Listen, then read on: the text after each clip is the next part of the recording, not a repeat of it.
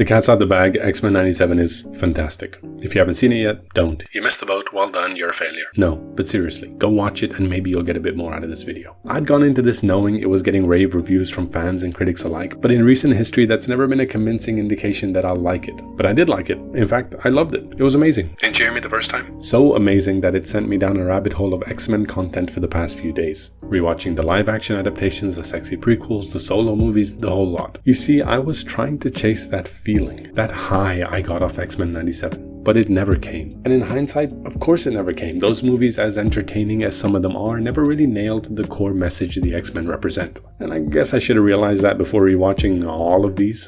What could I do? I'm an idiot. The bulk of the comics and the original animated series were before my era. So all I've ever really known about the X-Men were the Fox properties. I got the general idea of what the overarching themes were, like prejudice, identity, civil rights, tolerance, hope. But till I watched X-Men 97, I didn't realize just how surface level those ideas had been explored. The films often reduce those themes to more straightforward conflicts, trading intricate layers of social commentary for flashy action scenes.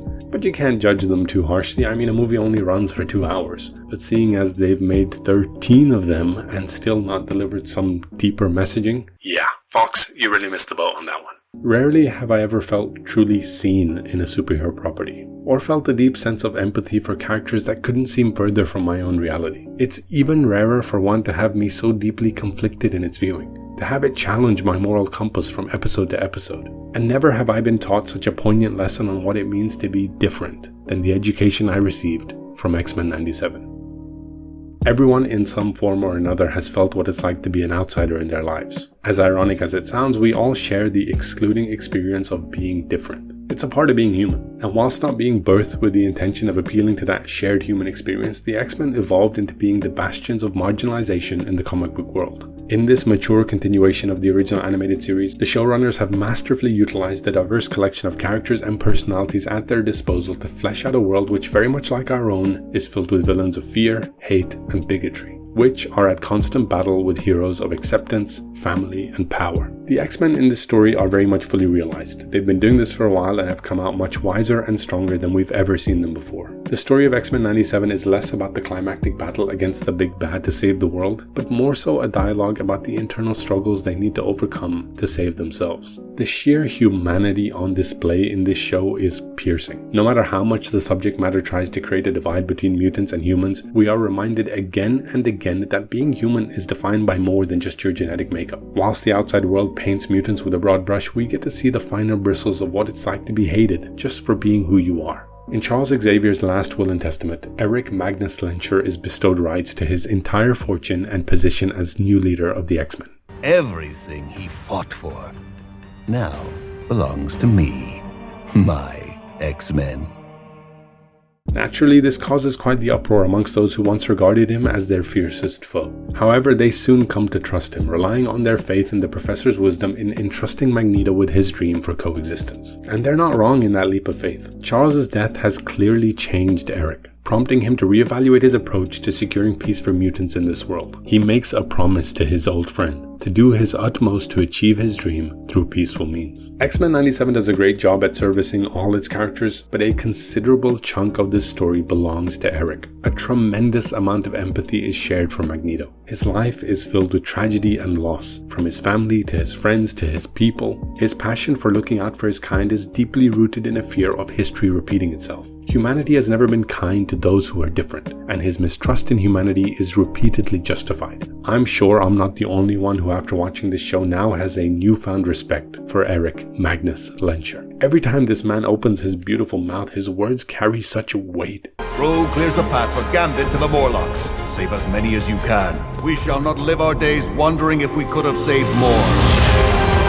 The dialogue from every character in this show is so well crafted and thoughtful. Not a single word or breath is wasted, and the voice cast, filled with both new and familiar talent, does an amazing job at delivering the powerful lines, especially in those intimate moments between characters. It's those moments that made the show unbelievably captivating for me. You can't help but give your undivided attention to the struggles of those who save a world that rejects them.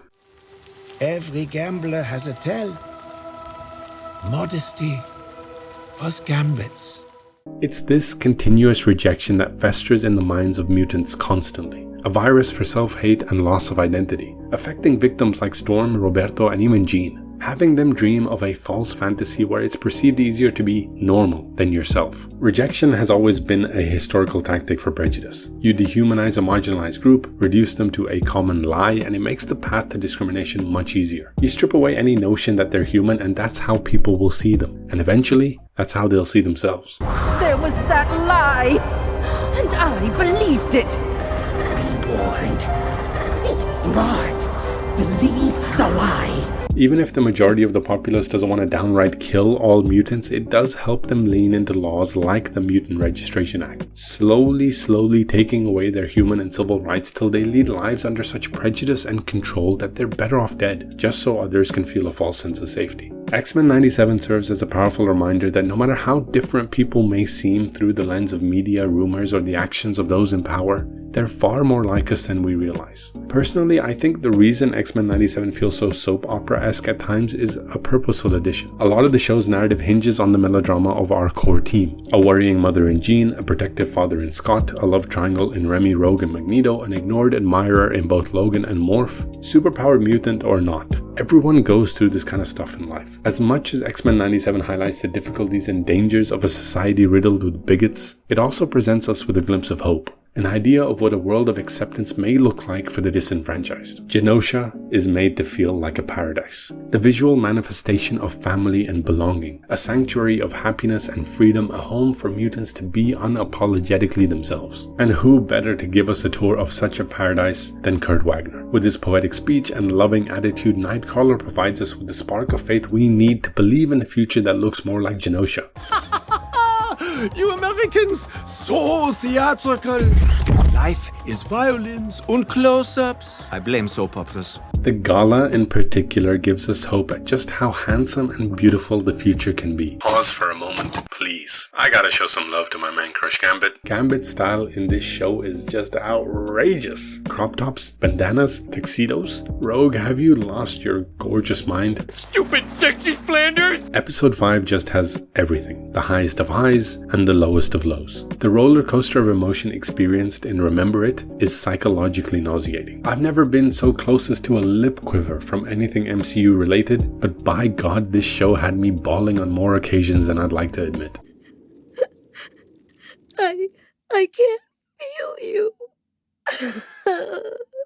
And regardless of whatever happened behind the scenes with Marvel Studios and showrunner Beau DeMayo, you gotta separate art from artist and give him and his team a huge pat on the back. Here's a tweet I found particularly interesting from the main man himself when asked about his personal attachment to the franchise. I grew up with the show. I watched it. I was adopted. I think that's what kind of brought me to the show. My parents are white. My sister is from Korea. They were also adopted, and I was gay. I was growing up in the South. Everyone has a sad story, but like, X-Men was my way of kind of making sense of this weird family where no one resembled me. But yet we weren't blood, but we were supposed to be family. Like, what do I even say to that? Beau's life sounds like the center overlap of a dozen Venn diagrams. The intimacy he must have to the core themes of X-Men speaks for itself in just how accurately they're portrayed in the show. Going as far as to include discussion on things so niche, such as Mr. Sinister's obsession with mutants being a representation of fetishization and appropriation of marginalized cultures. Sinister has plagued us far too long, and it is time the madman pay for his malevolent appropriations.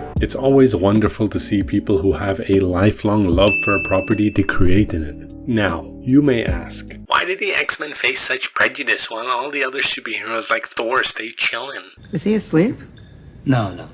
I'm pretty sure he's dead. What? You didn't ask that? Huh? I asked that, and that's actually my real voice, and this one's been a fake this whole time? Huh? Indulge me though, please. The fear around the X-Men compared to any superpowered human, alien, or other unique hero is all about extinction and replacement, the survival of the fittest. While other heroes come from freak accidents or one-of-a-kind situations, mutants are born with the mutant gene. They're part of the natural order. If they're allowed to breed and populate, they could become the dominant species on the planet, like how Homo sapiens replaced Neanderthals. This fear stems from the worry of being left behind, of not being part of the future. So the hate towards mutants is also mixed with jealousy and envy, which are very much the ugliest emotions in human nature. You've no idea how it feels to be left behind by the future.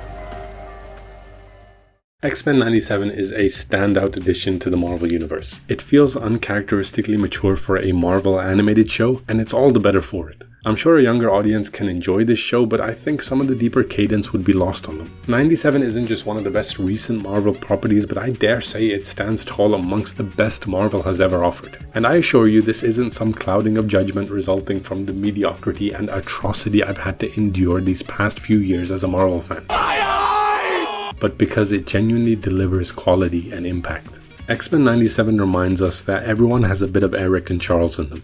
A part that wants to burn it all down, and a part that seeks to compromise and build things up. Thanks for building me up. Please consider liking and subscribing, and as always, appreciate you watching.